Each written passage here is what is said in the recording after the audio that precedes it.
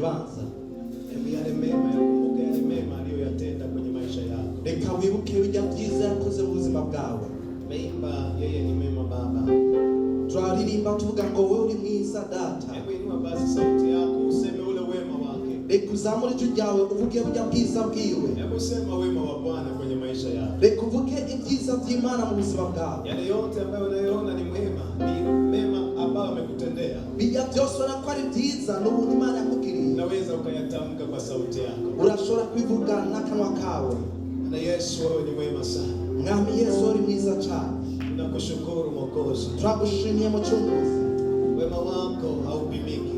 Ubwiza bwawe ntabwo twobugeza. Upendo wako ni wa kipekee. Urukundo rwawe rurisangije. Umetutendea yaliyo mema Bwana. Wadukoreye byiza Mwami. Yako mengi ambayo Mungu hatuwezi kuyataja. Hari byinshi tushobora kuvuga, lakini wewe umetutendea. Ariko wewe warabidukoreye. Yako mengine hata hatujawahi kuyaomba. Hari byinshi utigeze no gusaba, lakini wewe umetutendea. Ariko wewe warabidukoreye. Ndio maana tumekuja nyumbani mwako. Niyo mpamvu twaje mu ngoro yawe. Ili tukuabudu wewe Bwana. Kugira ngo tugutaze wewe Mana. Ili tuliinue jina lako. Kugira ngo dushire hejuru izina ryawe. Ili tulitukuze jina lako. Kugira ngo duhezagire izina ryawe. Bwana Yesu, pokea heshima na utukufu. Mwami Yesu akiri cyubahiro n'ubwiza. Wewe wema wako haupimiki Bwana. Ubwiza bwawe ntacyo twabugereranya. Umetutendea yaliyo mema sana. Wadukoreye ibyiza byinshi cyane. Kila sababu za kuliinua na kulitukuza jina lako. Dufise impamvu zose zo gushira hejuru no kuvuga izina ryawe. Kuanzia Jumatatu tumekuona. Uhereye ku munsi wa mbere twarakubona. Mpaka leo ni siku ya Jumapili tumekuona. Gushika uyu munsi ku munsi w'Imana turakubona. Umetuepusha na mambo mengi. Wadutandukanije na byinshi. Umetulinda na mambo mengi. Watuzigamye muri byinshi. Umetuhudumia Bwana. Waradukoreye Mwami. Nani aliye kama wewe? Ninde ameze nkawe? Wewe ni Baba wa karibu. Wewe uri Imana itwegereye. Baba wa karibu. Uri umubyeyi atwegereye. Baba anayejali. Umubyeyi atwitayeho. Baba anayehudumia watoto wako. Umubyeyi akorera abana biwe. Ndio maana tuna kila sababu za kuinua jina lako. Niyo mpamvu tuzi impamvu zo gushira izina ryawe. Wewe mwema Mwokozi. Wewe uri mwiza Mucunguzi. Katika jina la Yesu. Izina rya Yesu. Nakuja mikononi mwako. Tuje mu biganza byawe. Pamoja na wema wako Bwana. Hamwe n'ubuntu bwawe. Tumetambua Bwana yale uliyoyatenda kwenye maisha yetu. Turatahuye ibyo wakoze mu buzima bwacu. Yale uliyotubarikia. Bijya waduhezagije. Bwana, ziko sadaka ambazo tumekuletea. Mwami hari amashikanwa twakuzaniye. Wapo walioleta mafungu yao ya 10. Harabazanye amashikanwa yabo y'ibyicumi. Wapo walioleta sadaka zao za hiari. Harabazanye amashikanwa yabo y'agatimagomba. Wapo ambao wameleta shukrani kwa yale umeyatenda. Hari n'abazanye maze byo gukenguruka kuri ibyo wabakoreye. Naomba ukawabarikie watu wako. Ndasenze ngo bahezagire abantu bawe. Wewe umeahidi kubariki kazi za mikono yao. Wewe wasezeranye guhezagira ibikorwa by'intoke zawe. Naomba ukabariki kazi za mikono yao. Ndasabye ngo uhezagire ibikorwa by'intoke z'abagushikariye. Mungu ukawatendee mema tena. Mana bakorere ibyiza kandi. Maana wamekutolea. Kuko Mana bagushikaniye. Lakini pia zaidi ya yote. Ariko Mana ikirengeye byose. Wamekuja wenyewe nyumbani mwako. Baje ubwabo mu ngoro yawe. Kama Paulo alivyosema. Kuko Paulo yabivuze. Toeni mili yenu iwe dhabihu. Ati mutange imibiri yanyu ibimazi. Na wameleta mili yao kama dhabihu.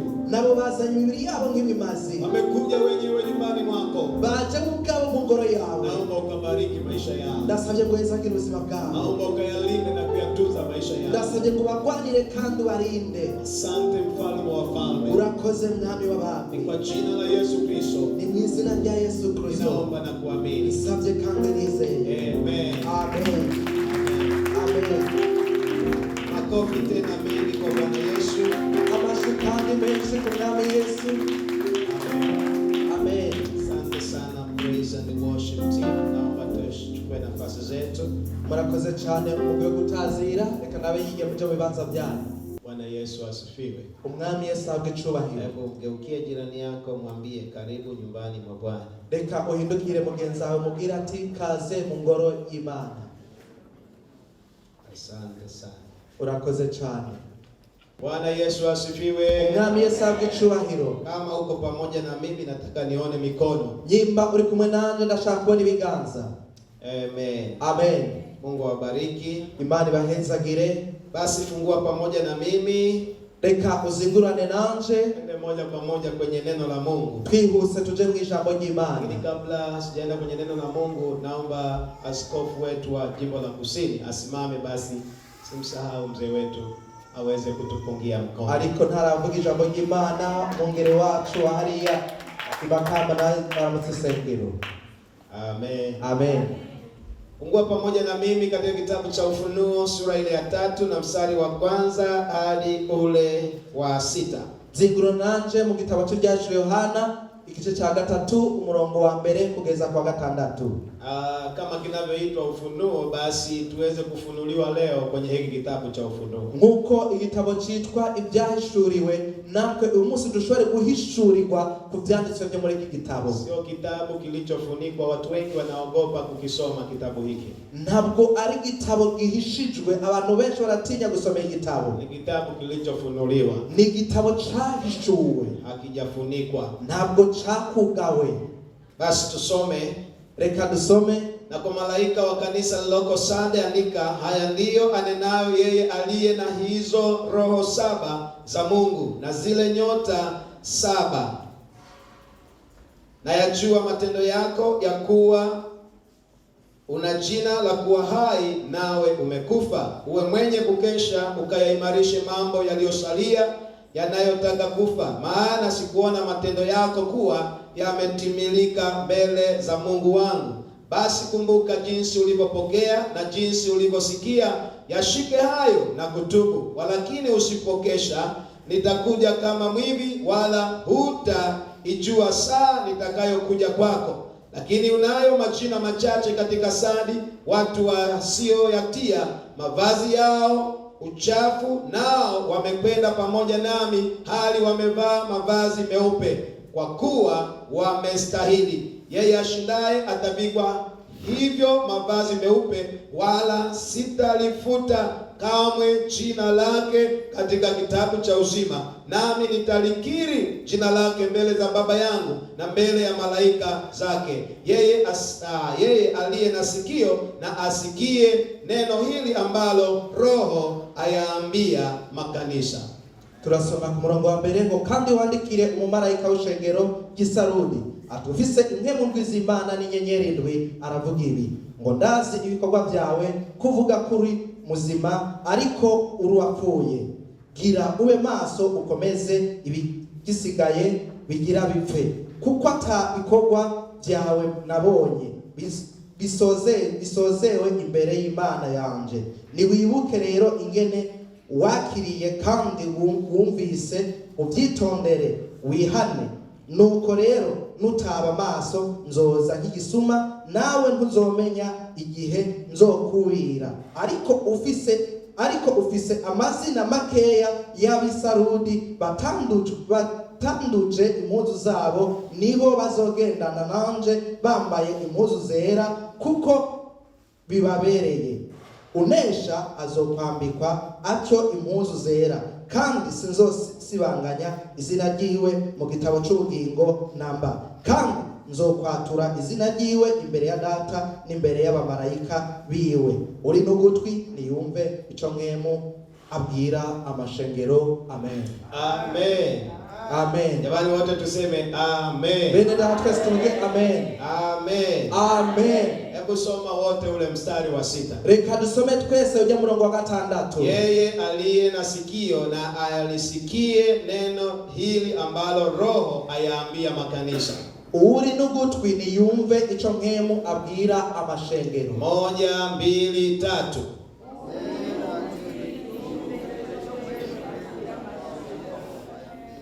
Turudie tena kwa mara ya pili. Dusubiremo kandi ubugira kabiri. 1, 2, 3.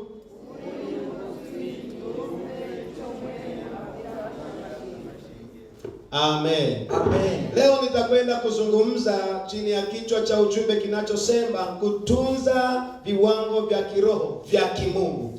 Uyu munsi ngiye kuvuga ubutumwa buvuga ngo kuzigama ingezo canye urugero rw'ivy'imwemu by'Imana. Rudie tena, kutunza viwango vya kiroho vya kimungu. Nsubiremo kandi kuzigama ingezo z'ivy'imwemu z'ivy'Imana. Moja kati ya changamoto kanisa au waumini walionayo katika nyakati za leo ni kutunza vile viwango vya kiroho vya kimungu. kimwe mu bibazo ishengero rifise nukuzigama ubwo rugezo rw'ivy'Imana. Kila muamini ana changamoto ya kutunza vile viwango vya kimungu. Umukristo wese afite ikibazo cyo kuzigama ubwo rugezo rw'ivy'Imana. Na kuvitunza viwango vya kimungu ni jambo la muhimu na la msingi sana katika maisha ya Mkristo. Ivy'Imana mu buzima bw'umukristo ni ikintu cy'urufatiro kandi kidasanzwe. Sasa maandiko ambayo tumesoma ni ujumbe ambao kanisa moja la kule Asia, moja kati ya makanisa 7 lilipewa ujumbe huu. Ubutumwa twasomye ni ubutumwa bwandikiwe ishengero rimwe mu mashengero muri Asia ryahawe ubu butumwa. Yalikuwa ni makanisa 7 yote yalipelekewa ujumbe. Yari amashengero 7 yose yahawe ubutumwa. Na yalikuwa ni mambo ambayo ya kufahamu kwamba sio hadithi, sio makanisa ambayo ni hadithi tu. Byari ibintu byo kumenya yuko aya mashengero atari bigani gusa. Ilikuwa ni makanisa halisia kama kanisa la ICC. Yari amashengero yabayeho nk'uko ishengero rya ICC au kama kanisa lingine ambalo unalolifahamu. Cyane nk'irindi shengero waba wibuka. Hayo ilikuwa ni kanisa halisi. Byari shengero ry'ukuri. Lakini jambo la pili la kufahamu unaposoma kwenye makanisa haya, ikintu womenya iyo uri kurasoma ya mashengero, kila kanisa lilikuwa na ujumbe tofauti na kanisa lingine. Ishengero ryose ryari rifite ubutumwa butandukanye n'irindi shengero kulingana na uhitaji wa kanisa hilo, bivanye n'ibyo iryo shengero ryari keneye. Kwa hiyo kila ujumbe uliokuwa umetolewa kwa kila kanisa, ubutumwa bwose bwatangwa ku ishengero, ilikuwa inalenga hitaji la kanisa hilo, bwaza butumbereje ku mutwaro iryo shengero rifite. Sasa huu ujumbe tuliosoma kwenye kanisa la Sardi, ubu butumwa twasomye bw'ishengero ry'Isarudi, ndio ulikuwa ujumbe wa kanisa hili, nibwo bwari ubutumwa bw'iri shengero. Lakini jambo la tatu la kufahamu, ikintu cya gatatu cyo kumenya, kila kanisa ishengero ryose ilitakiwa ujumbe unaposomwa, byasabwa igihe ubutumwa bwose busomwe, kila muumini auchukue kibinafsi, sio kwa kikundi. Uwizera wese abwakira nk'ubwiwe atari kubwakira mu mubiri. Kila aliyeokoka, uwakijijwe wese, kila aliyekuwa anasikia ujumbe ukisoma kwenye kanisa, umuntu wese yumva ubutumwa buriko busomwa mu ishengero, achukue kibinafsi, abwakira nk'ubwiwe. Asiseme hii ni ya kanisa lote, ntabwo ngoya ngo ubu ni ishengero ryose. Kila mmoja aseme jewe ni mimi. Umuntu wese avuga ngo ni jewe, ni Mungu, ni mimi, Mungu anasema na mimi, ni jewe Imana iri kuyavugana nanje. Lakini pia ariko kandi jambo la 4 ambao unaposoma kwenye ujumbe wa haya makanisa, ikintu cya kane iyo usoma ubutumwa bw'amashengero, ni kila ujumbe nuko ubutumwa bwose ulikuwa unafaa kwa makanisa yote, bwari bubereye ku mashengero yose, sio tu kanisa fulani, ntabwo bwari kubw'ishengero runaka gusa. Katika ujumbe zilizoandikwa, mu butumwa bwageneje kwandikwa, ambao jumbe hizi ziliandikwa kupitia mkono wa Yohana, ubu butumwa bwanditse biciye mu kiganza cha Yohana, kupitia Roho Mtakatifu, biciye muri mwemu yera, ilikuwa unafaa makanisa yote. ubu butumwa bwari bubereye amashengero yose. Na ndio maana leo ICC tunasoma moja kati ya jumbe zilizoandikwa. Niyo mpamvu uyu munsi dusoma ubutumwa bumwe mu butumwa bwanditse. Kwa hiyo ujumbe huu useme ni wa kwangu, kubw'ibyo ubutumwa utuvuga ngo n'ubwanjye, maana uliruhusiwa kusoma makanisa yote, kuko bwararekuwe gusoma amashengero yose. Waraka huu ulikuwa ni wa kila mmoja, iki cyete cyari cy'uwariwe wese, wa kanisa lote, na kila mtu apokee kibinafsi, kw'ishengero ryose, kandi umuntu wese yakire nk'ubwiwe. Na ndio maana pale anasema, niyo mpamvu hajya avuga ngo kujua ulikuwa ni wa kibinafsi, mtu anatakiwa apokee kibinafsi. Ushaka kumenya ko umuntu wese yasaba kugakira nk'ubwiwe, mstari ule wa 6 anasema yeye aliye na sikio. Umurongo wa 3 avuga ngo uri n'ugutwi, sio wale walio na masikio, ntabwo avuga ngo bari bafite amatwi, yeye aliye na sikio, ariko avuga ngo uri n'ugutwi. Maana yake inahusu mtu mmoja mmoja, bisigura ngo ubutumwa buri umuntu wese. Hajasema wale walio na masikio, ntabwo yavuze ngo bajya bafite amatwi, anasema yeye aliye na sikio, avuga ngo ufite ugutwi na asikie neno hili ambalo Roho ayaambia makanisa, niyumve icyo mwemu abwira amashengero. Amen. Amen. Kama tuko pamoja, hebu pepea hivi. Nyimba turi kumwereka uzuga iziganza cyawe gutya. Bwana Yesu asifiwe. Umwami Yesu ahabwe icyubahiro. Amen. Amen.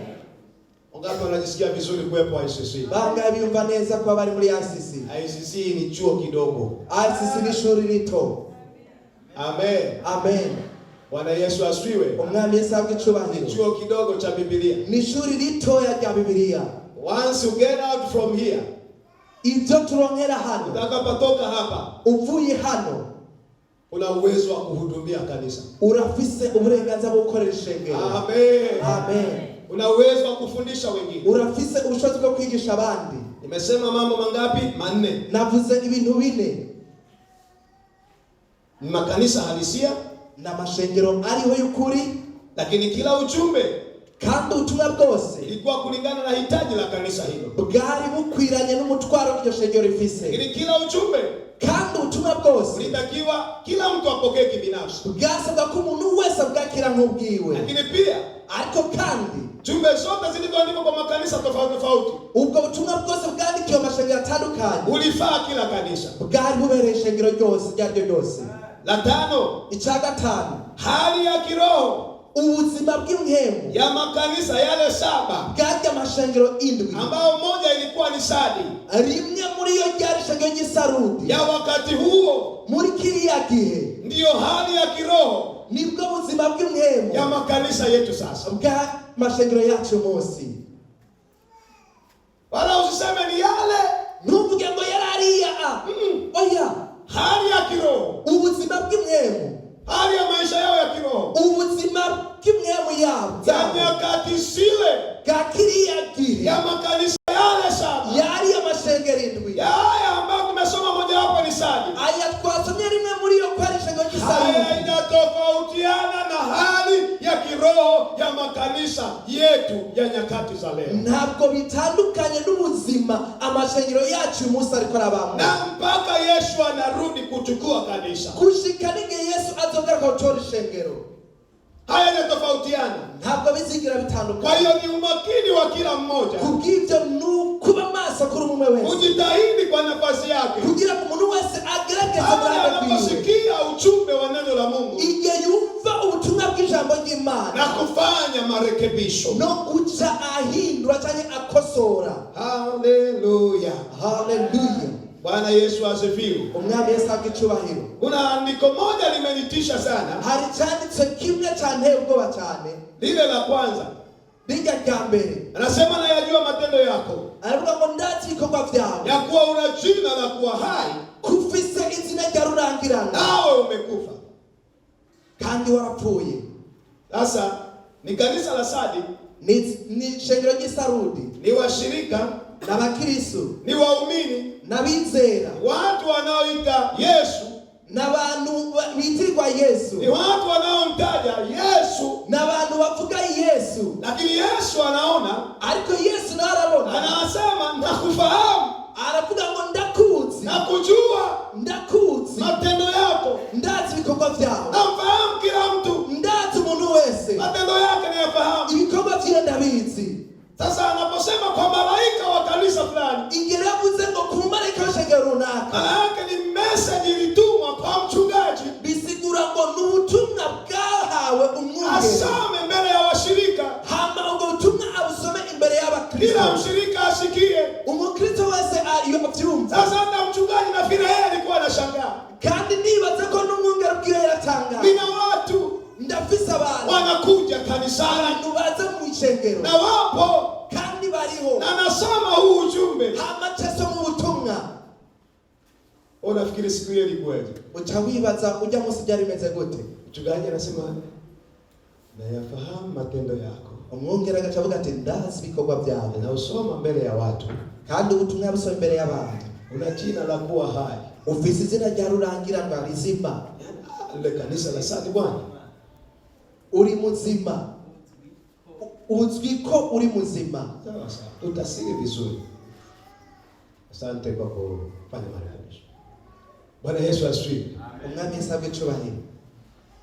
Watu wapo, abantu bariho, hamna mtu anayejua hali ya mtu, nta muntu numwe azi ubuzima bw'umugabo, hapana, hamna mtu anayejua matendo ya mtu, nta numwe azi ibikorwa by'umuntu wese. lakini Yesu aliona, ariko Yesu yarabiye, wala na mchungaji alikuwa hana habari, n'umwungere nta makuru yarafise, naye anapewa ujumbe, anaambiwa usome, nawe atabwa ubutumwa abwirwa ngo abusome, na ujumbe anaposoma anasema nayajua matendo yako, ahabwa ubutumwa ngo ndazi ibikorwa byawe, ya kwamba una jina la kuwa hai, kandi uzwi kuri muzima, lakini umekufa, ariko warapfuye. Mimi nafikiri hata leo alishangaa, ndibaza ko nawe nyine yaratangaye. kweli, kwa nini?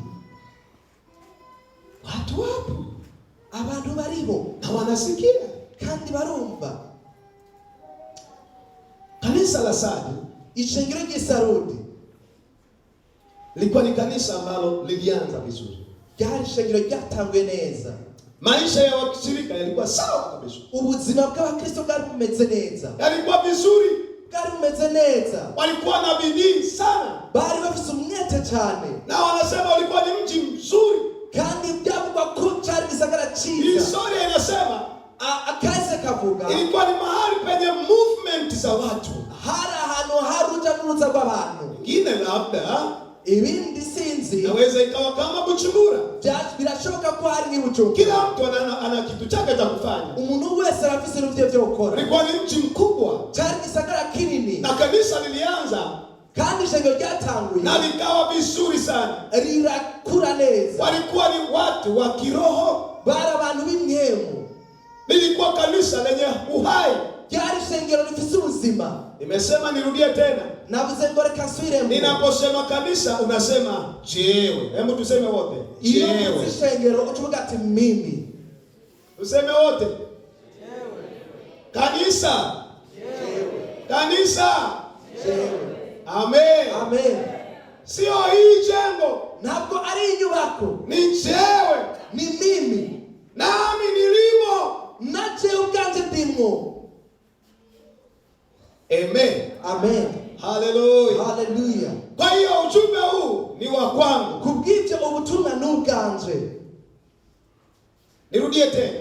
Nsubiremo kandi. Moja kati ya changamoto kimwe mu bibazo ambao kanisa la leo linalo ishengero ry'umunsi rifise ni kutunza viwango vya kiroho vya kimungu. Nukuzigama ingezo z'iby'imwemu by'Imana. Maana kwa kadri tunavyoendelea kuko igihe tushika gutera imbere watu wengi wanavipunguza hivyo viwango. Abantu benshi baguma bagabanukirwa. Sikiliza nikwambie. Nyumviriza nakubwira. Wanavipunguza viwango. Baguma bazigama ingezo. Kwa nini Mungu akaliandikia kanisa hili la Sardi? Kubera iki Imana yandikiye ishengero ry'Isarudi? Lilikuwa na sifa ya uhai. Ryari rifise ukuntu rizwi kwa rizima. Watu walikuwa wanalitazama wanasema kanisa hili jamani. Abantu bari bakavuga ngo iri shengero bakundwa. Hili kanisa, iri shengero liko sawa, rimeze neza. Kwa hiyo walitazama kwa macho ya kibinadamu. Kubw'ibyo bari nabo bakoresha amaso y'umwana w'umuntu. Walitoa hukumu kwa macho ya kibinadamu. Baca imanza nk'abana b'abantu. Kwa hiyo wakasema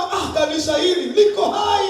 Ariko bakavuga ngo iri shengero ni rizima. Lakini kumbe si ndivyo Mungu alivyokuwa analiona. Ariko atari ko Imana iribona. Lakini pia ariko kandi inasemekana biravuga ko wakati linapoendelea, muda unapoenda, lilianza vizuri, muda unapoenda iryo shengero ryatanguye neza, ariko uko igihe cyagenda kigenda badala ya kupanda likawa linashuka. Aho gutera ariko rariduga ryagenda risubira. Viwango vya kiroho vya lile kanisa badala ya kwenda juu likawa linashuka chini. Urugezo rw'umwemu rwari ryashengera aho kuduga hejuru rukure rwasubira hasi. Kwa hiyo likajawa na watu wengi ambao hawajaokoka. Bisanga ishengero ryuzuyemo abantu batarakizwa. Lakini pia ariko kandi likawa kama watu wa dini. Risanga ryuzuyemo abanyedini.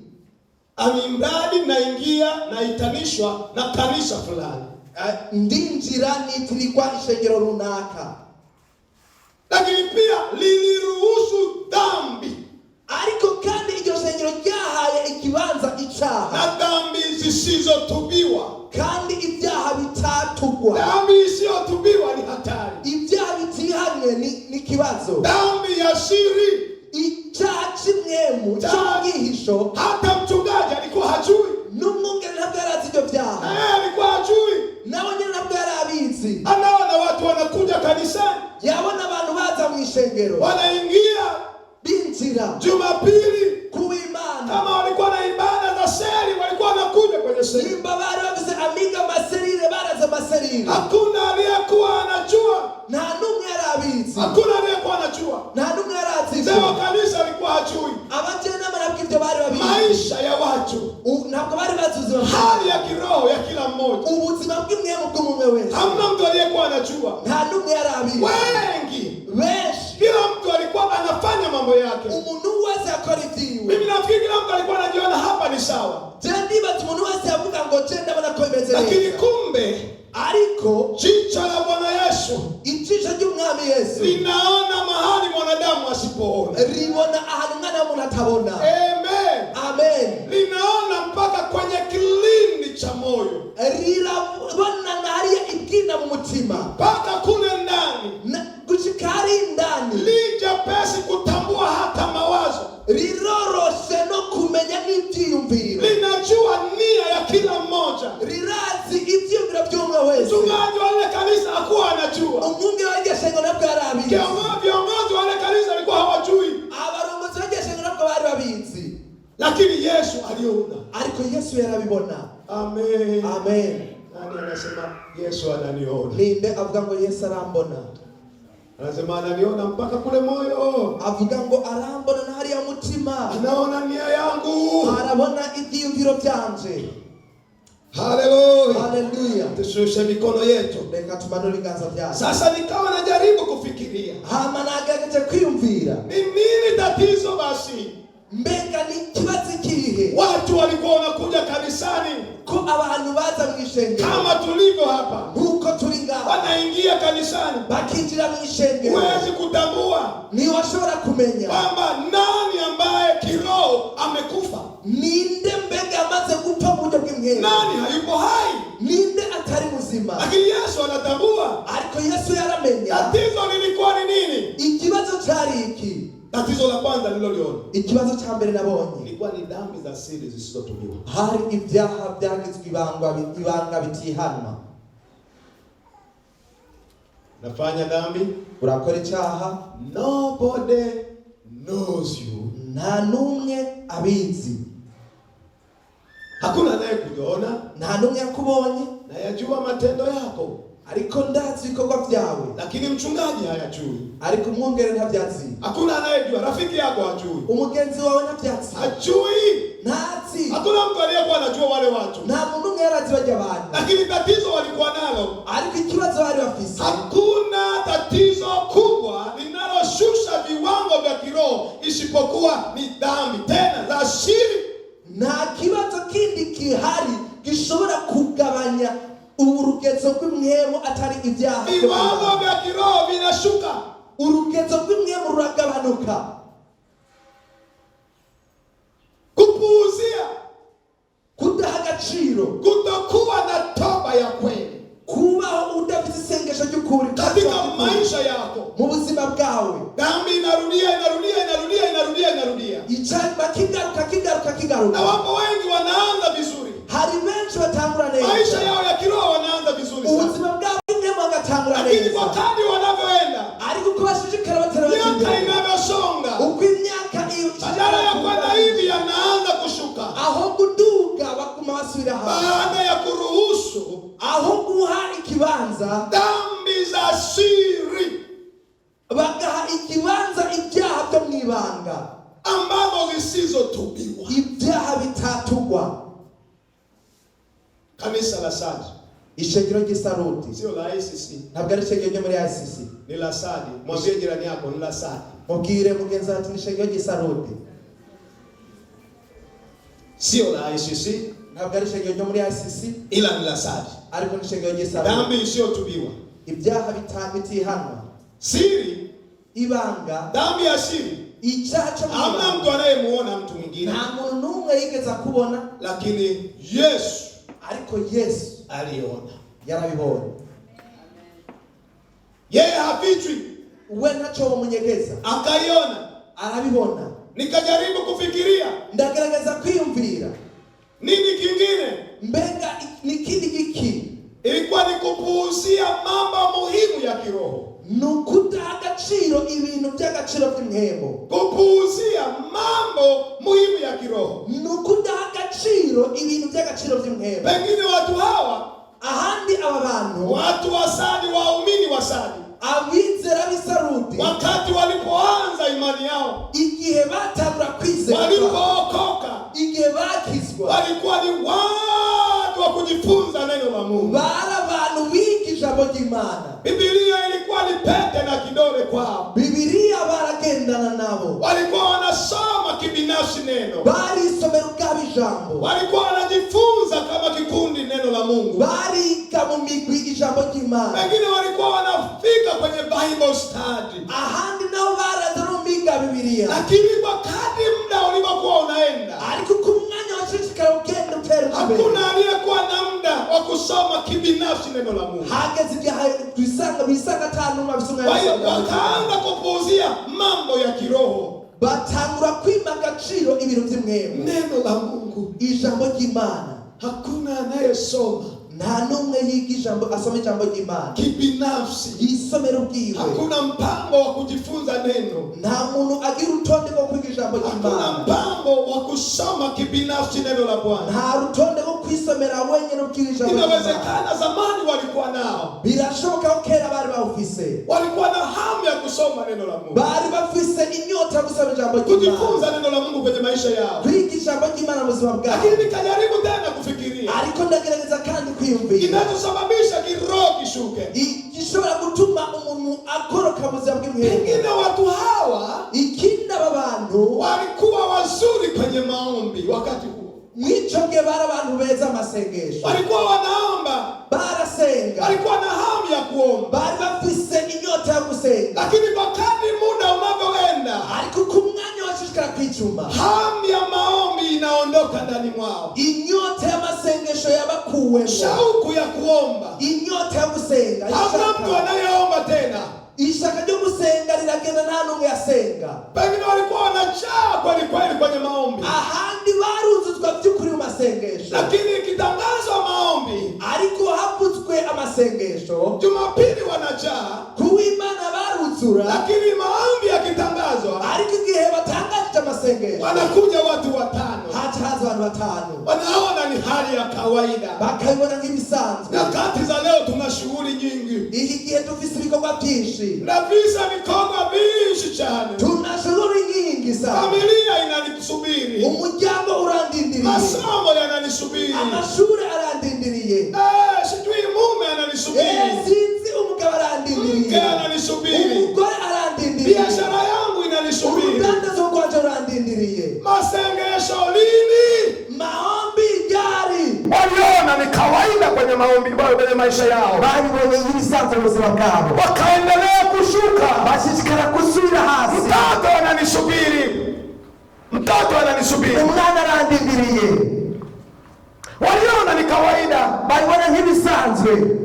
Maombi yakaanza kushuka. Amasengesho kabura kugabanuka muri bo. Pengine wakati huo, ariko muri kiriya gihe walikuwa wanafunga hata na kuomba. Barisongesha kandi bagasenga.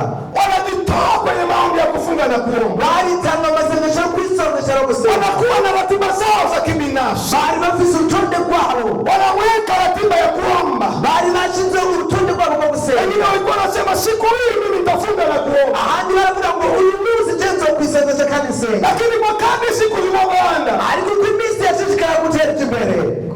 Kusonzesha kwa nini? Kufunga kwa kurera iki? Kanisa la Sali sio ICC. Ishengero ry'Isarudi ntabwo ari muri ICC. Amen. Amen. Wanapunguza kidogo kidogo. Bagenda bagabanya bukebuke. Wengine walikuwa wanajitoa. Abandi baritanga. Mwanzoni walipoanza, munango bagikizwa, walikuwa wanahubiri injili. baravuga ubutumwa bwiza. Wanashare na watu habari njema. Barasangiza abantu ubutumwa bwiza. Wanasema na watu habari njema. Baraganira n'abandi ubutumwa bwiza. Kuokoka. Bakundwa tuzanze kiza. Yesu yu karibu kurudi. Yesu ari hafi kugaruka. Nyakati za leo hakuna Yesu yu karibu kurudi. Uyu munsi na Yesu agiye kuza. Muujiza wako uko karibu na wewe. Munsi igitangaro kiri hafi yawe. Kitangaza muujiza. Kwa hiyo vitangaza vimejaa. Kubw'ibyo muujiza iruzuye. Miujiza imejaa. Ibitangaza biruzuye. Lakini si Yesu anarudi. Ariko ntabwo ari Yesu araje. Hatuwezi kwenda na miujiza mbinguni. Ntidushobora kujyana ibitangaza mu ijuru. Watu wa Mungu. Munawe abantu b'Imana. Mbingu ni halisi. Ijuru ni kuri ririho. Ijuru liliho. Mbingu ni rahisi liko. Jehanamu iliho.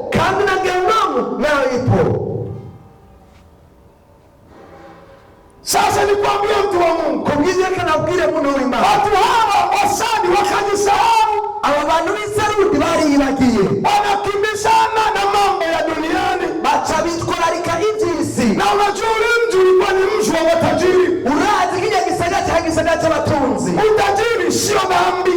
Ubutunzi bw'arica. Utajiri ni sawa. Ubutunzi tugira inzu, tugira n'imiduga n'ibindi byose. Lakini katika yale tulionayo, ariko muri bijya dufise, yasitutoe kwenye viwango vyetu vya kimungu. Nibidukure ku rugezo rwacu yasitutoe kwenye mahusiano yetu na Mungu. Nibidukure migendanire yacu n'Imana. Biba ni vitu vya kutusaidia kutumikia Mungu wetu. Bibe ibintu bidufasha gukorera Imana yacu. Kumheshimu Mungu wetu. Kubaha Imana yacu. Amen. Amen.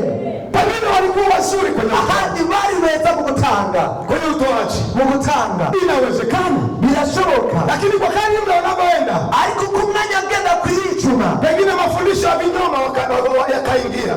Ahandi mafundisho mapotofu arinjira. Kama nyakati za leo. Nko muri iki gihe cyacu.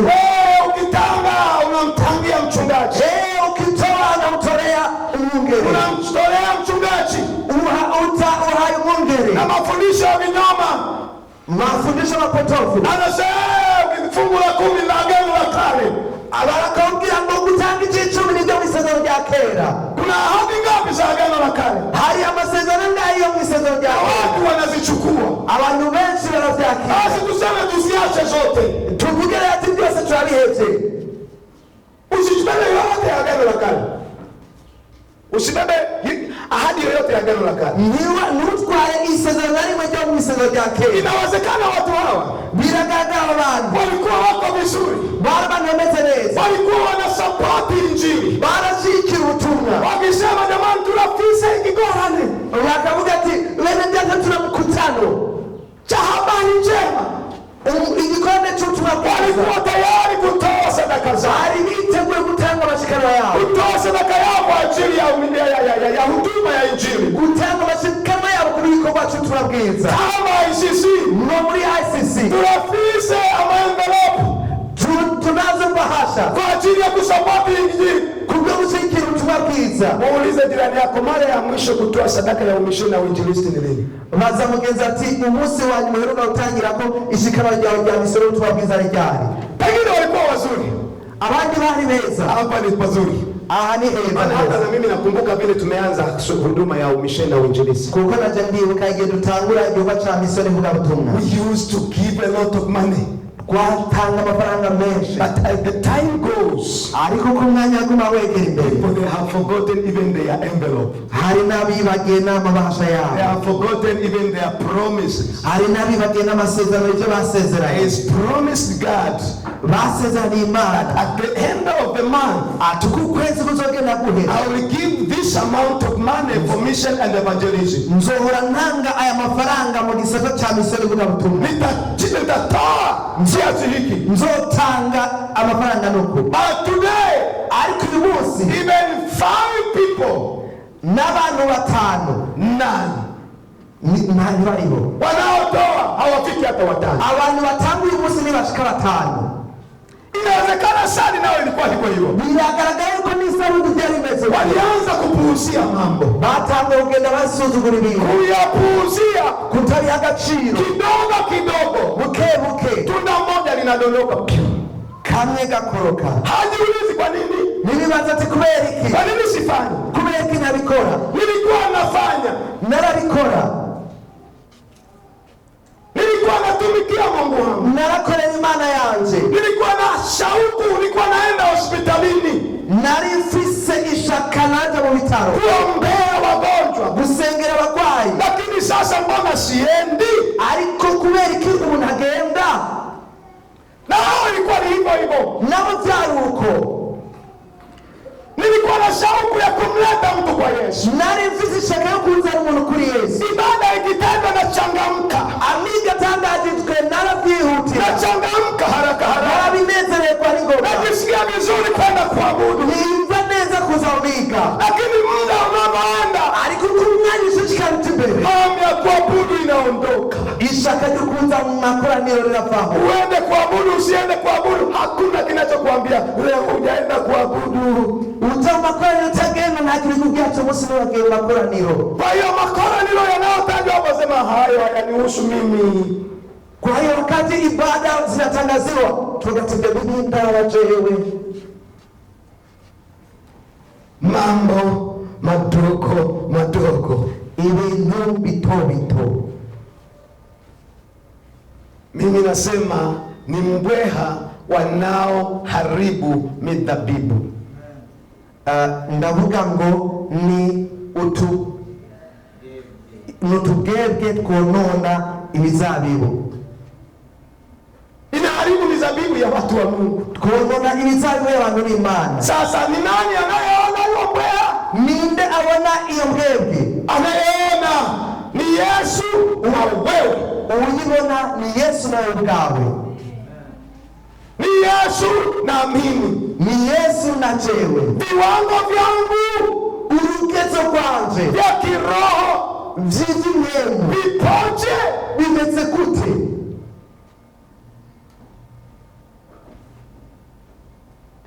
Ulikuwa udangani, ntiwabesha, lakini leo unadanganya. Ariko uyu munsi uri mubeshi na wala hausikii chochote, kandi nta na kimwe wumva. Hamna mtu anayejua unadanganya. Unajua kuna maeneo hamna mtu anayejua wewe ni mwongo. Nta muntu azi ko uri mubeshi. Yapo. Biriho. Si yapo? Ni biriho. Hamna mtu anayejua. Nta muntu azi ko ari gashika akabesha. Ule shuleni pengine uko peke yako, hariya ku ishuri wenyene, umechelewa shule, wacherewe ku ishuri, hamna kilichokuchelewesha, umelala tu sana. Nta kintu cyagucereje waryamye cyane. Ndio unajua, urazi ko ndugu wangu alikuwa na hofu. Mtoto wanje yaragwaye. Ndio unasema nitatubu. Uyu munsi ndavuga ati ndihana. Yesu anarudi saa hiyo hiyo unadanganya. Yesu aciyaza aho nyene uhejeje kubesha. What will happen? Ni biki bicabiba? Utaenda? Uzoja mu ijuru. Utaenda mbinguni? Uzoja mu ijuru. Never. Oyai. Mengi jeshi kwa mafungu ya 10 kuti 10. Hamna mtu anayejua mshahara wako. Nta muntu azi agahembo kawe. Au hamna mtu anayejua wiki hii umepata ngapi. Nta muntu azi ngo kuri indwi waronsa ngahe. Ila wewe na Mungu. Ariko wewe ni Imana. Si ukweli? Sukuri. Lakini hata ungeweka 5,000 na huo bikiwe 5 kwenye bahasha ukasema hii ndio fungu langu la 10. Ugashira mu bahasha ukavuga ngo ikintu cyo 10 canje. Nobody will ask you. Nta numwe yo kubaza. Hata kama sio 10,000 hamna mtu atakakuuliza. Nubwo byari 10,000 nta numwe yo kubaza. Lakini huko ndani Yesu anajua. Ariko ndani Yesu arabizi. Wapendwa, nataka niseme hivi. Bakundwa, nifuza kuvuga iki. Ninaelekea kumaliza, nimebakiza kama dakika 10 na ndiko neza gusozera nsigaje minota 20 25. Na mambo ya muhimu ninataka niyaseme. Ndafisi n'agaciro ngiye kuvuga ili kuweza kutunza viwango vyako vya kiroho, kugira ngo dushobore kuzigama ingezo zacu z'uburyo bw'intego ya kimungu z'Imana. Kuna mambo ya muhimu sana unatakiwa uyafahamu. Hari ibintu by'agaciro usabwa kumenya, ambapo Yohana analiandikia kanisa hili. Vyatumye Yohana yandikira ishengero. Ni lazima uamue kuamka usingizini. Ni ngombwa uhitemo kwikangura uve mu itiro. Amka kwenye usingizi wa kiroho. Ikangure uve mu itiro. Saa ya kulala imeisha. Igihe cyo kuryama cyarangiye. Sikiliza, saa yoyote usiozani Yesu atarudi. Numviriza, iyo mwanya wose utibaza Yesu ashobora kugaruka. Kama Yesu akirudi, nimba Yesu yogaruka katika hali ulionao ya kiroho, akagaruka sana uri mu buzima uri mu bw'imana, jiulize mwenyewe, ibaze ubwawe, utaenda na Yesu au utabaki? Mbega uzojana na Yesu cyangwa uzosigara katika hali ya usingizi huo wa kiroho? Mwiryo tira ry'imwemu urimo. Maana nimezungumza nikasema, kuko navuze ngo kati ya mambo yanayoshusha viwango vya kiroho, kimwe mu bintu bikorera urugezo rw'imwemu, dhambi zisizotubiwa, ni ibyaha bitihanwa,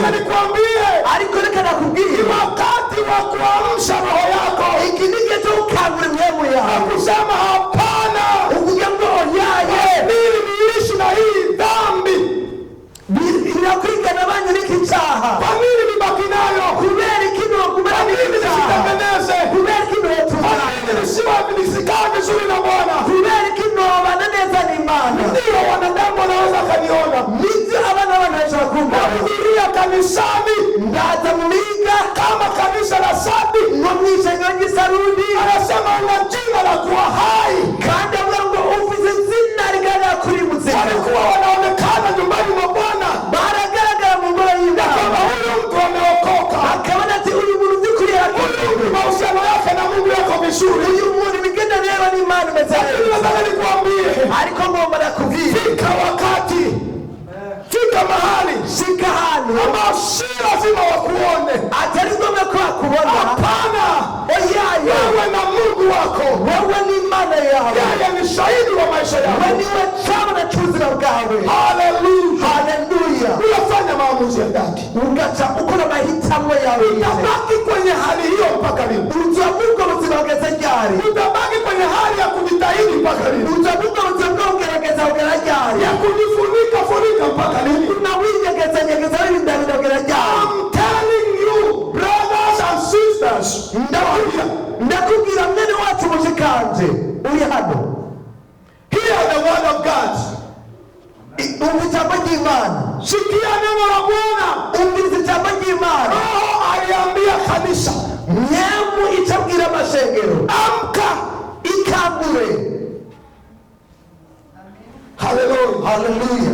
wacha kulala usingizi wa kiroho, reka gusinzira itiro ry'imwemu, wacha kuona ni kawaida. reka kubibona nk'ibisanzwe. Kuna siku itakuwa sio kawaida, hari umunsi bitoganya ko ari bisanzwe. wacha kuona maisha hayo ni ya kawaida. reka kubona yuko ubwo buzima ari busanzwe. Pandisha viwango vyako vya kiroho. tunza urugezo rwawe rw'ubuhemu. Huu si wakati wa kushuka.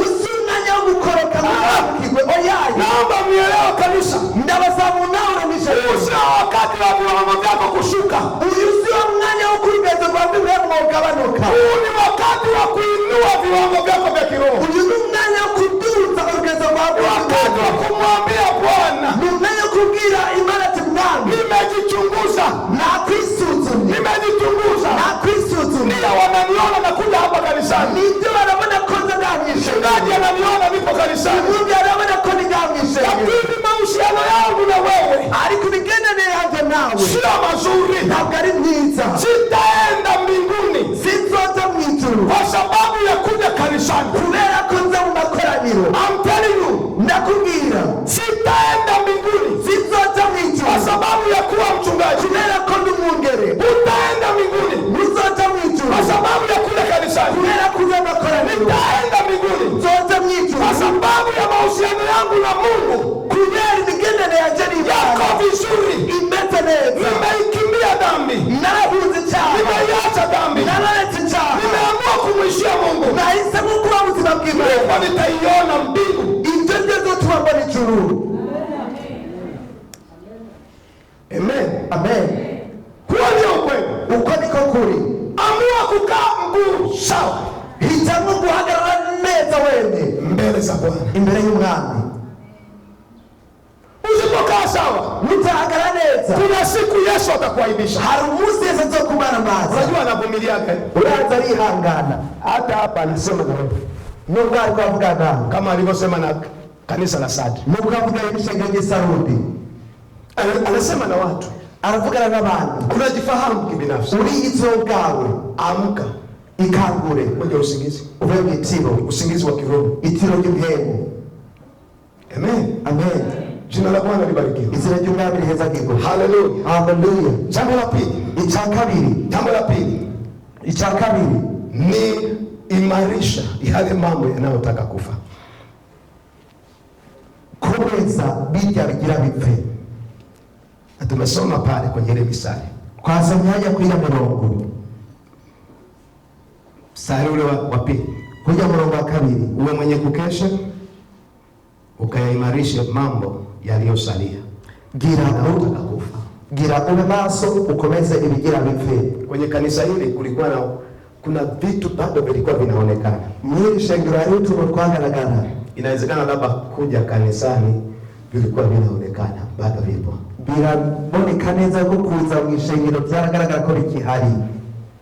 Labda kufanya huduma fulani hivi, gukora ibikorwa runaka gutya, zile huduma za wengi, bijya bikorwa by'abantu benshi. Na mimi nikijichomeka hapo, naje ninjira no hajya kwenye korale, muri korale na mimi nimo, naje ndimo kwenye praise, na mimi nimo mu gutazira, naje ndimo chomoka kwa wanaume, na mimi nimo ni aba bagabo, naje ndimo. Vilikuwa vinaonekana kidogo kidogo, byaragaragara bukebuke, vingine ibindi vimekufa byari byarapfuye kabisa, byukuri havionekani, ntibyaboneka, havipo, ntabyari, kama havijawahi kuwepo. nuko bitigeze kubaho. Maana kufa ni kutoweka, kuko gupfa no gukurwaho, si ndio? sivyo? Havipo, ntabiriho. Mwanzoni ulikuwa unavifanya, munangu abikora neza, ulikuwa unaomba, warasenga, ambao vilikuwa vinakusababisha usogee karibu na Mungu wako, ibyagusaba kwegera Imana yawe, lakini maombi yamekufa, ariko masengesho yarapfuye. ila kuna vingine vimebaki, ariko hari utundi twasigaye, yamebaki ya dakika 5 ya kulalia au ya chakula. dusigaje iminota 5 yo ugira icyo uryama cyangwa ugira ufungure. Ukiletewa chakula ndio unakumbuka kuna kuomba, uzana ifungurwa n'uca wibuka ko hariho gusenga. Kamebaki, karacyasigaye, kamesalia, karacyasigaye. Baba, katika jina la Yesu, bariki vifungurwa. Data, mu izina rya Yesu, hezagire ifungurwa. Kulala, kuryama, Bwana umenilinda, Bwana wanzigamye. Naona nimechoka Baba, urabona Bwana narushe, nalala katika jina la Yesu, najyanye mu izina rya Yesu.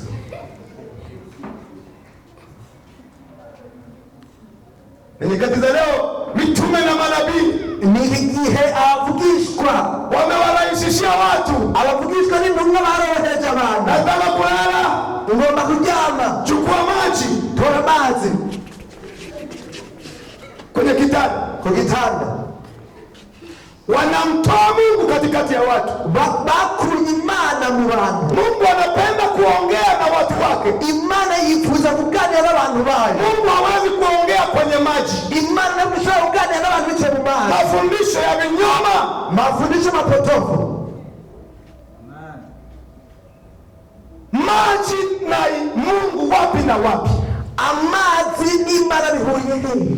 Badala ya kuomba unamwagia kitanda maji, aho gusenga utuzana igitanda kakijobeka, unamwagia nyumba maji, ukasuka kwa mazi nzu. What kind of teaching is that? Mbega nugi uwe mugutubakora ibyo, na kwa sababu wiko ndani, kubera ko ari ndani, mtu anaonekana tu kwa nje, umuntu agaragara hanze, anahudhuria ibada, kwanza mumiga, kazi yake ni amen, ikobacho ni amen, napokea, akiriye. uko ndani, mahusiano na Mungu hayapo, hari ndani migendere n'Imana ntayo. Where are we taking these people? Ni hao uzotana abantu, tunawapeleka wapi? tuliko tubatwara he?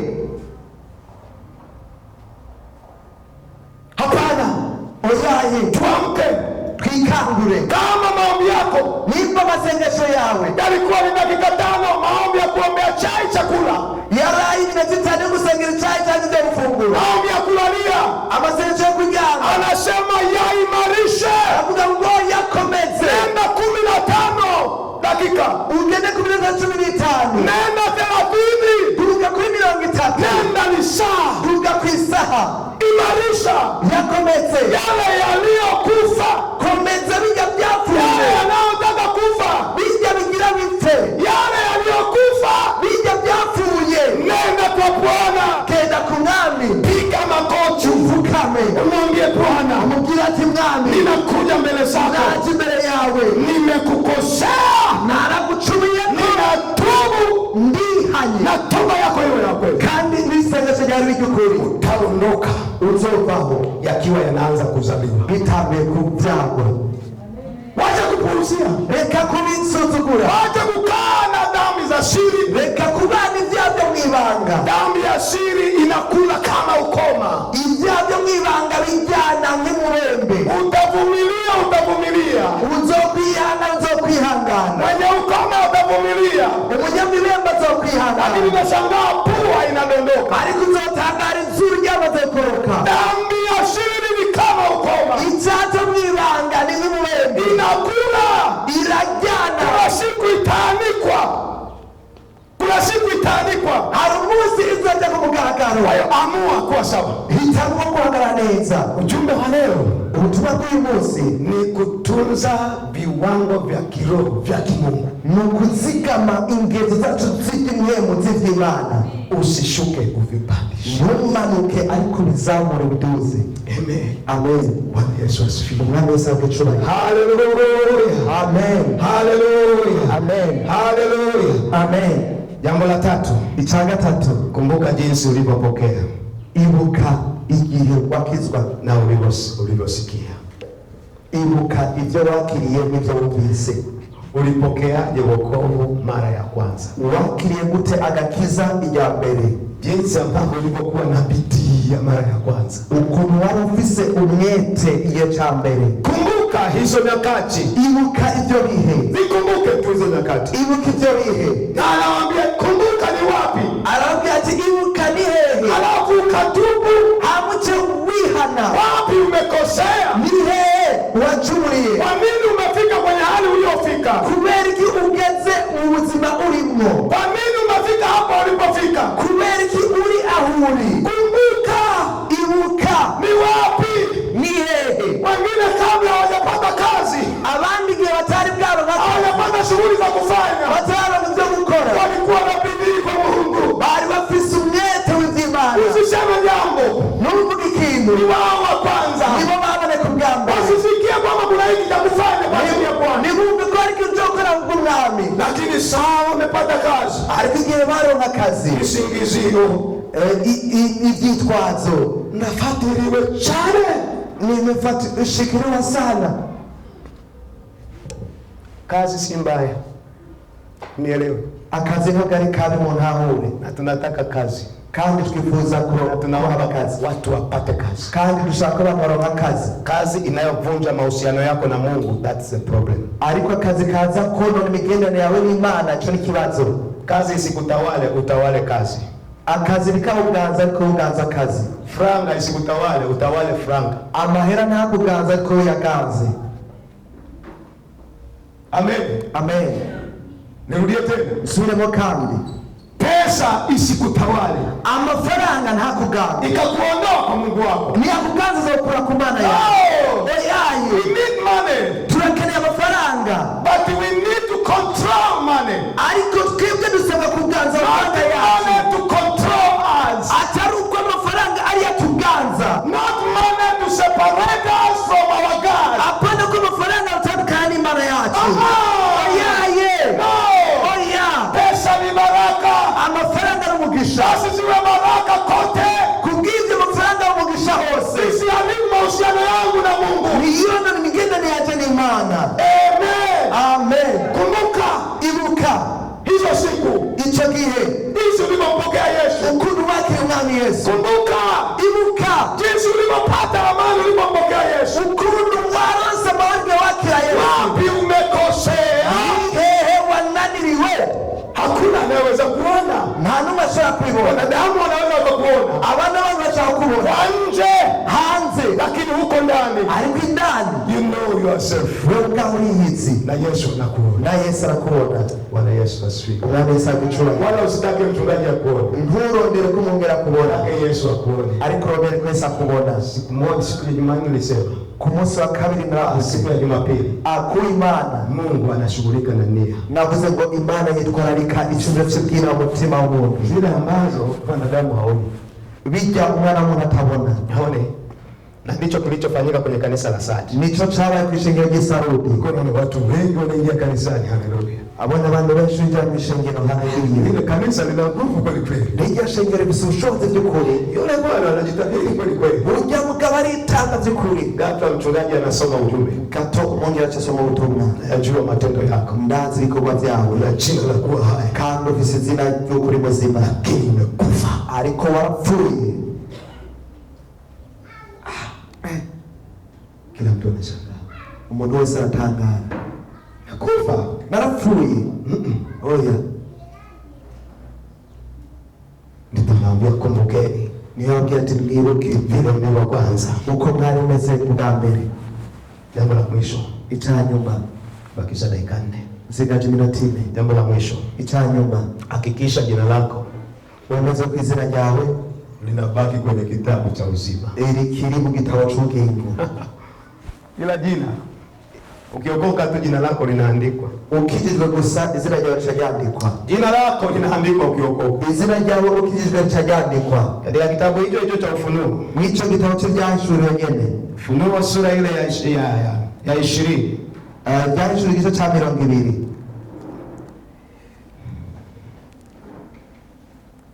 20 mstari wa 12 na 15. Umurongo wa 12 kugeza 11. Wamesimama mbele ya kiti cha enzi na vitabu vikafunguliwa na kitabu kingine kikafunguliwa ambao ni cha uzima, na hao wafu wakahukumiwa katika mambo yao yaliyoandikwa katika vile vitabu sawasawa na matendo yao. Bahari ikawatoa wafu waliokuwamo ndani yake, na mauti na kuzimu zikawatoa watu waliokuwamo ndani yake, wakahukumiwa kila mtu kwa kadri ya matendo yake. Mauti na kuzimu zikatupwa katika lile ziwa la moto. Hii ndiyo mauti ya pili. Mstari wa 15. Na iwapo mtu yeyote akuonekana ameandikwa katika kitabu cha uzima, alitupwa katika lile ziwa la moto. Turasoma Ibyahishuriwe 2, haravuga ngo mbona abapfuye abahambaye n'aboroshe bahagaze imbere y'iyo ntebe.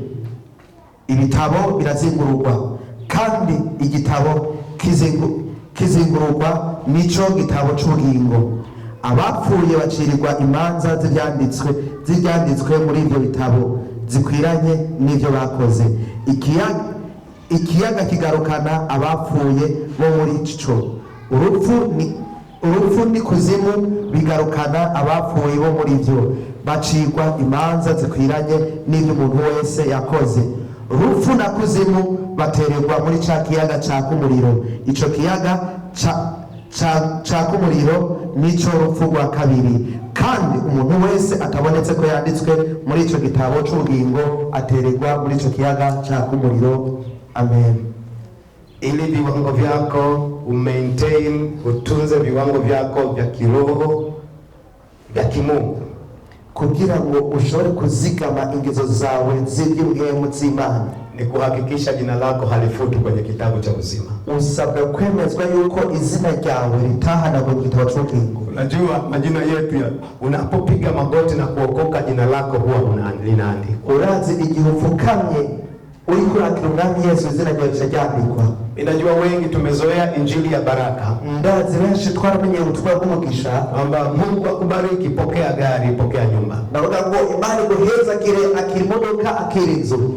Unaweza ukapokea gari lakini jina lako halipo mbinguni. Ushobora kwakira imodoka ariko izina ryawe ritari mu ijuru, halijaandikwa kwenye kitabu cha uzima. Litaandikwa mu gitabo cy'ubugingo. Unaweza ukapokea nyumba, jina lako halijaandikwa kwenye kitabu cha uzima. Ushobora kwakira inzu, izina ryawe ritandikwa mu gitabo cy'ubugingo. It's better to receive house, ni byiza kwakira inzu car cyangwa imodoka, but you have to make sure your name is written in the book of life. Ariko usabwa kwemezwa ko izina ryawe ryanditswe mu gitabo cy'ubugingo. Hakikisha linabaki kila siku. Wemeze ko izina ryawe ririyo iminsi yose. Hii itakusaidia ibyo nabyo bitagufasha kuamsha roho yako, kuhagurutsa imyemo yawe yaliyozimika, kuyaamsha bijya bigira bipfe kubigira bizima, mahusiano yako na Mungu kuyaimarisha, imigendere yawe n'Imana kuyikomeza, ili jina lako liendelee kubaki, kugira ngo izina ryawe rishishikare kuba. Mtu akitenda dhambi jina lake linafutwa. Igihe umuntu anakoze icyaha imbere harakugwa. Mtu akimwacha Yesu jina linafutwa. Umuntu aheje Yesu izina rye harakugwa. Sasa wacha nikwambie, ariko reka nakubwire, mbinguni majina yatasomwa, nijure mazina tuhamagara. Katika kitabu tumesoma, kandi mu bitabo twasoma, Misali tuliyosoma, imirongo twasoma, anasema watu wakahukumiwa. avuga ngo abantu bose atigura, anasema kitabu kikafunuliwa, avuga ngo igitabo kiratigurwa, vitabu vilifunuliwa na kitabu kingine kikafunuliwa, ibitabo byaratigurwa n'ikindi gitabo vilivyoandikwa matendo ya watu, ibyanditse mu bikorwa by'abantu. Hao watu wakahukumiwa sawa sawa na matendo yao, abantu batigurwa bazikwiranye n'icyo bakoze. na iwapo mtu hakuonekana kwenye kitabu cha uzima, ariko utandike mu gitabo cy'ubugingo, alitupwa jehanamu. yaciye atabwa muri Gehinomu. Mgeukie jirani yako, mwambie hakikisha jina lako linabaki kwenye kitabu cha uzima. Ubwira mugenzi wawe umubwira ati wemezwe neza ko izina ryawe ryanditse mu gitabo cy'ubugingo. Ni muhimu sana, ni iby'agaciro cyane. Usipuuzie, ntubikenge, usiishi maisha ya kawaida. ntubeho ubuzima busanzwe. Sisi ni watu wengine, twebwe turi abandi bantu, sio watu wa kawaida. twebwe ntabwo turi abantu basanzwe. Makao yetu ni mbinguni, aho tuzoba iwacu duniani tunapita. ku isi turi ngendo, tunahitaji vitu vya duniani, turakeneye ibyo ngaho, lakini visiturudishe nyuma, ariko ntibidusubize inyuma. Tusiache tukaanza kutunga viwango vyetu vya kiroho, ntibitume twe tugabanura urugezo rwacu rw'ubuhemu, maana hatutaenda navyo. kuko ibyo ntituzobicara. Kuna mbinguni tunaenda kumkuta Mungu, hariya mu ijuru tuzategura na Mungu anataka tuishi katika viwango vyake, kandi iyo Mana yifuza ko tubaho ku rugezo rwayo. nataka nikuambie mtu wa Bwana, tuza kubwira muntu w'Imana, fanya marekebisho. hindura, Inawezekana biracyashoboka. kama ni kama kanisa la Sardi, wowe urinyishe ndagisaruta ya kwamba una jina la kuwa hai, kuva izina rivuga yuko wanakuona kwenye korale, turakubona muri korali, wanakuona kwenye uimbaji, turakubona mu baririmbi, wanakuona kwenye kufanya usafi, turakubona mu bakozi, wanakuona kwenye vijana, turakubona mu rwaruka, wanakuona kanisani, turakubona mu ishengero. lakini ariko Roho Mtakatifu anakuona zaidi, wewe yarakubona birengeye, anakufahamu zaidi. arakuzi birengeye. Inawezekana kiroho umezimika siku nyingi. birashoboka yuko mu mwe waratsinyiye vyiza. Sikiliza nikwambie, numviriza bakubwire, hii sio dini. iri ntabwo ari dini. Wokovu sio dini. agakiza si dini. Wokovu ni mpango wa Bwana. agakiza ni umugambi w'Umwana. Wanaoingia kwenye dini abinjira mu idini wanasubiri wazikwe vizuri na watu wengi. barindiriye guhambwa neza n'abantu benshi. Sikiliza nikwambie, numviriza nabwire, wokovu agakiza ni tofauti na dini. gatandukanye n'idini. Wokovu ni mpango wa Mungu agakiza n'umugambi wa w'Imana kuokoa mwanadamu wo gucungura umwana wawe asiende jehanamu, ntaje muri Gehinomu, wa kumshindia dhambi mwanadamu wo kunesheza umwana muri cyaha asiende jehanamu, ntaje muri Gehinomu, asipotee, ntazibire, hata kama naho atazikwa na wachache, yohambwa n'abantu bake, lakini hazikwi, ariko nabwo ahabwa analala. aragiwe asinziriye. Maana parapanda ikilia, inzambi zovuga ataamka. Yeye aliyekufa katika Kristo wapiriye muri Kristo. sasa. Hii ni tofauti na dini. rero ibi biratandukanye n'ishengero. Hivi ndio wanaosubiri ibi nibyo turindiriye kwamba nizikwe na wengi. kugira ngo duhabwe na benshi. Kiongozi wa dini akisoma sala ndefu, umurongozi w'idini asoma isengesho ndio rinini, wanaamini anafika mbinguni. niyo batabizera ngo ashitse mu Si ijuru. hivyo. ntabwo ari ibyo. Acha nikuambie, kubwira wokovu ni mpango wa Mungu. agakiza n'umugambi Ni w'Imana. lazima tuimarishe ni ngombwa tubikomeze mahusiano yetu na Mungu, imigenderanire yacu n'Imana. tutunze viwango vya kimungu. tuzigame ingeso zacu Tutaenda n'Imana. mbinguni kwa sababu unakuja kanisani. tuzajya kuzikora kuza mu makorani. Kama unaendelea kuishi katika dhambi, mugacurana yakwibera mu byaha, utaenda mbinguni, utaenda mbinguni uzaja mu ijuru, kwa sababu mahusiano yako na Mungu kubera ko imigenderanire n'Imana yako vizuri. imeze neza. Naomba tusimame, reka na binge tubyaguruke,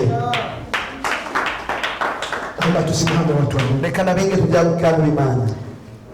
Wakati tumesimama, igihe duhagaratse, hebu funga macho yako. reka ugara amaso yawe. I want to pray. ngiye gusenga. Nimesema ujumbe huu navuze ngo ubutumwa ulitakiwa usome katika kila kanisa. bwasabwa gusomwa ku ishengero ryaryo ryose. Leo tumeusoma kwenye kanisa la ICC. uyu munsi tubusomye ku ishengero rya ICC. Namisha kichwa chako, nataka niombe. reka unamike umutwe wawe, ngiye gusenga.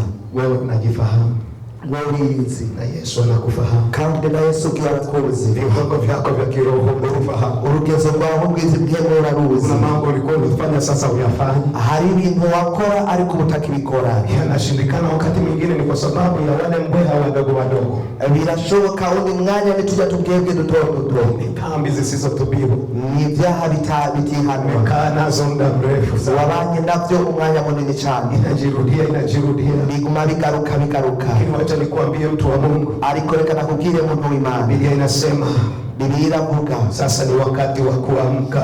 atuna umwanya wo kwikangura, Ni wakati wa kuamka, ni umwanya wo si kwikangura, wakati wa kulala. ntabwo ari umwanya wo gusinzira. Anasema ni wakati wa kuimarisha. ahandi navuga ngo ni umwanya wo gukomeza, Anasema ni wakati wa kukumbuka, ni igihe cyo kwibuka alafu na kutubu. hama uce wihana. Nataka niombe wakati huu. ngiye gusenga mu mwanya. Wewe unajifahamu, wewe uriyizi. Pengine ujumbe huu ni wako. Ahandi ubutumwa bwawe. Watu tunakuona, abantu tunakuona kwa nje, turakubona hanze, lakini huko ndani unajiona. Ariko indani wewe uribona. Wewe unajua mahusiano yako, wewe urazi imigendere yawe n'Imana. Nataka nikuombee, ngiye gusengera. Pengine hii ndio nafasi yako. Ahandi akaniko kajyo kawe. Wewe ambao unayesema, wewe uvuga ngo mimi nikijipima, jewe nishize ku munzani. Sijipime na mtu, jipime na Kristo Yesu. Wewe ni wigeze n'umuntu ariko wigeze na Yesu Kristo. Mahusiano yako na Mungu yakoje? Imigendere yawe n'Imana imeze gute? Jipime mwenyewe. Wigeze ubwawe. Kama unahitaji nyimba ukeneye, unakumbuka mahali ulipoanguka, ugaca wibuka ahantu wagwiriye, unakumbuka mahali ulipokosea, uribuka ahantu wakoshereje, tubu sasa. Ihane. Tubu. Ihane. Ni nafasi yako na kanya kawe. Wewe ambaye unasema nataka nitoe nafasi, nshaka gutanga umwanya ukuri wowe uvugamo. Mimi ninaamini, je ndizera, namwamini Roho wangu Mtakatifu, ndizera mpemu wanje aposema na mimi igihe avuganye nanje habari ya ujumbe kubijanye n'ubutumwa.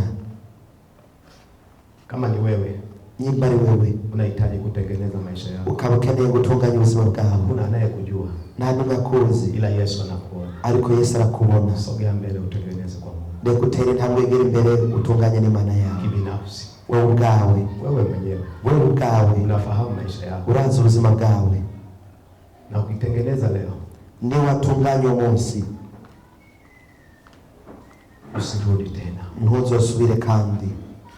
wewe mwenyewe kibinafsi, wewe ubwawe yizi, wala uhitaji mtu akujue. Ntabwo ukeneye ko hari umuntu akumenya. Anayekujua ni Mungu na wewe. Ukuzi ni Imana nawe. Pengine ni asiri sana unafanya, ibindi nivyo mwibanga cyane ukora, lakini Yesu anakuona. Ariko Yesu arakubona. Anakuona wewe, arakubona wewe, anakuona kabisa, arakubona by'ukuri. Nasikiliza, toba ya kweli, umviriza isengesho ry'ukuri, hiyo ndio ya msingi. Ukwihana k'ukuri nivyo by'urufatiro. Toba ya kweli ni kugeuka na kuacha. Ukwihana k'ukuri no guhindukira no kureka, ni kugeuka na kuacha, no guhindukira no kureka kabisa. By'ukuri utakaa nayo mpaka lini? Uzobana navyo kugeza ryari? Jina lako litafutwa kwenye kitabu cha uzima, izina ryawe lizohanagwa mu gitabo cy'ubugingo. Nataka tuombe, tugiye gusenga. Na wewe uliokaa kule, nawe wicaye hariya, endelea kujiuliza, muulize Roho Mtakatifu. Shishikara kwibaza, umaze mpemu yera, viwango vyangu vikoje? Mbe ingezo zanje zimeze gute? Mahusiano yangu yakoje? Imigendanire yanje imeze gute? Nayaimarisha, yanapanda au yanashuka? Ndabikomeza, biraduga cyangwa biramanuka? Hiyo ni jambo la muhimu sana. Ico ni ikintu cy'urufatiro cyane. Wewe unajifahamu, wewe uriyizi. Maombi yangu yakoje? Yapime. Amasengesho yanje ameze gute? Yageze yashemeza. Neno la Mungu, hivi napata muda wa kujifunza neno la Mungu? Ijambo ry'Imana, mbe ubu ndaronka akanya ko kwiga ijambo ry'Imana? Napata muda wa kuomba wa kibinafsi? Ndaronka akanya ko gusenga je ubwanje? Napata muda wa kuhudumia watu wengine? Ndaronka akanya ko gukorera abandi bantu? Napata muda wa kushare neno la Mungu na watu wengine? Ndaronka akanya ko gusangiza ijambo ry'Imana abandi? Viwango vyangu vya kiroho vikoje? Ingezo zanje z'iby'ubuhemu zimeze gute? Wakati unajichunguza, igihe uza kuba uri kurisuzuma, nenda kwa Mungu wako, uce wegera Imana yawe. Kama Mungu anasema na wewe jambo fulani, igihe Imana iza kuvugana nawe ikintu runaka, wala usipige chenga, ntubunge mukate. Na nitakuhurumia wewe ambaye utapiga chenga, nitakuhurumia unayepiga chenga. Ndaza kukugirira ikibazo uza guhunga, wala usijitetee, ariko ntiwivugire. Go direct to God. Negera Imana yawe. Ninyi mliotoka hapa pia nyosheni mikono. Mwege mwaje hano imbere kama. Na ninyi endeleeni kuomba, mwambie Mungu akusaidie. Amara mushike gusenga, mwambie Imana ibafashe. Nenda kwa Mungu kibinafsi. Egera Imana ubwawe. Wewe ambaye hujaje hapa mbele. Wewe utaje hano. Lakini wewe ambaye umekuja hapa mbele, ariko wewe waje hano mbele, maanisha toba yako. Gerageza isengesho ryawe ry'ukuri. Sikiliza nikwambie, nyumviza nakubwira, dhambi isiyotubiwa, icyaha kitatuwe, hiyo ni ukoma. Ico n'uburembe, inakukula wewe, iguma kikurya wewe, inakukula, kirakurya. Maana ya toba, insiguro yo kwihana, ni kugeuka na kuacha, no guhindukira no kureka. Sema Bwana Yesu, ugati Mwami Yesu, ninakuja mbele zako, ndaje imbere yawe. Ujumbe huu nimeupokea kibinafsi. Ubu butumwa nabwakiriye jewe ubwanje. Ujumbe huu nimeupokea kibinafsi. Ubu butumwa nabwakiriye nk'ubwanje. Nimejitambua, nitahuye ya kwamba mimi nimekukosea wewe, yuko jewe nagucumuye ko wewe. Mahusiano yangu na wewe si mazuri, imigenderanire yanje nawe ntabwo ari myiza. Ninaomba unisamehe. Ndasabye umbabarire. Kuanzia leo ninatubu. Uhereye none ndatuye hata ile dhambi ya siri na kijya caco mwibanga. Katika jina la Yesu, mwizina rya Yesu, ninaomba unisamehe. Ndasabye ngumharire. Kaliandike tena kwa upya, wandike kandi busha jina langu kwenye kitabu cha uzima, izina ryanje mu gitabo cy'ubugingo, ulifute kwenye kitabu cha hukumu, ulihanagura mu gitabo cy'imanza. Yesu, ninageuka leo, ndahindukira umunsi, ninakuja kwako, ndaje wawe.